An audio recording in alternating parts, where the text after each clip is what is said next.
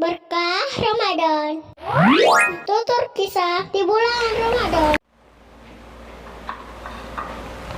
Assalamualaikum warahmatullahi wabarakatuh. Alhamdulillah, wassalatu wassalamu ala rasulillah, wala hawla wala quwwata illa billah. Allahumma sholli ala Muhammadin wa ala ali Muhammad. Amma ba'd. Teman-teman, belajar menuntut ilmu, mencari ilmu ketika didukung oleh seorang ayah tentu membahagiakan. Teman-teman pernah mendengar seorang ulama bernama Imam Az-Zahabi? Iya, dia seorang ulama, juga dia seorang yang memiliki ayah. Imam Az-Zahabi adalah orang yang sangat memiliki keluasan ilmu, mulai dari ilmu hadis, ilmu tafsir, bahkan ilmu Quran. Suatu hari Imam Az-Zahabi ingin sekali mempelajari ilmu Al-Quran.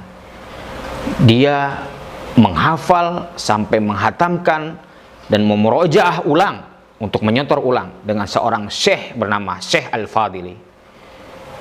Belum tuntas menyelesaikan hafalannya atau memurojaah di depan seorang syekh ini, qadarullah Syekh Al-Fadili wafat di zamannya. Ini yang membuat Imam Az-Zahabi sedih. Ketika kesedihan itu terus berada pada dirinya, teman-temannya menyampaikan kepada Imam Az-Zahabi, ayo di tempat lain di Iskandaria ada seorang ahli ilmu juga, seorang ahli Quran. Kau bisa menyetor hafalanmu ke sana, kita berangkat bersama. Teman-teman perlu tahu, Imam Az-Zahabi menuju ke Iskandaria adalah letak yang sangat jauh sekali. Dan Imam Az-Zahabi adalah seorang anak yang sangat disayang oleh ayahnya. Ayahnya ternyata tidak mengizinkan, teman-teman. Ayahnya tidak mengizinkan Imam Az-Zahabi belajar terlalu jauh dari tempat tinggalnya. Karena Imam Az-Zahabi tahu bakti pada orang tua jauh lebih istimewa, meskipun ilmu itu juga penting. Maka Imam Az-Zahabi lebih memilih untuk tidak mengikuti kemauan teman-temannya, tetapi berbakti pada orang tuanya. Akhirnya dia memilih tinggal di rumah, terus mempelajari ilmu dengan apa yang terdekat dari para ilmu di sekitarnya. Suatu hari juga mendapatkan berita lagi, di daerah Baghdad ada ahli ilmu lagi.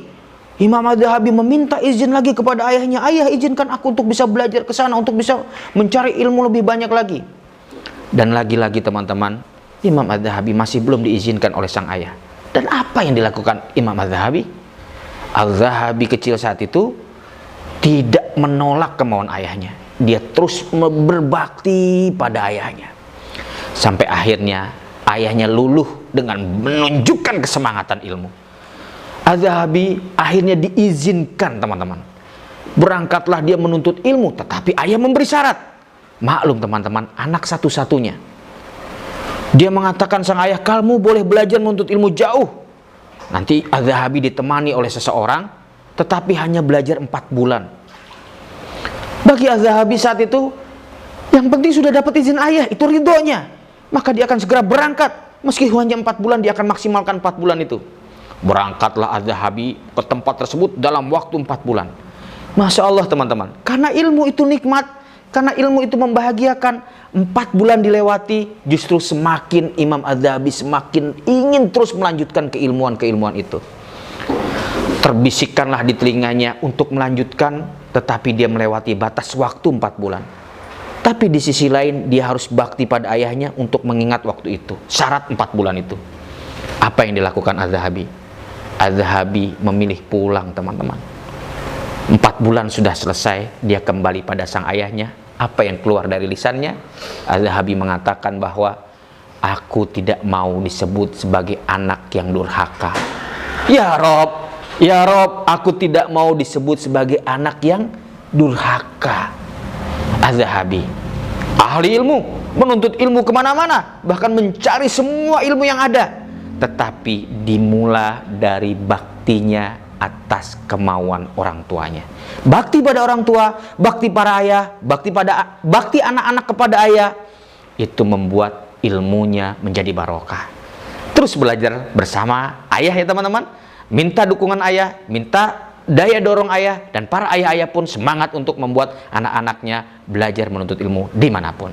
Sampai jumpa di serial Walid berikutnya. Assalamualaikum.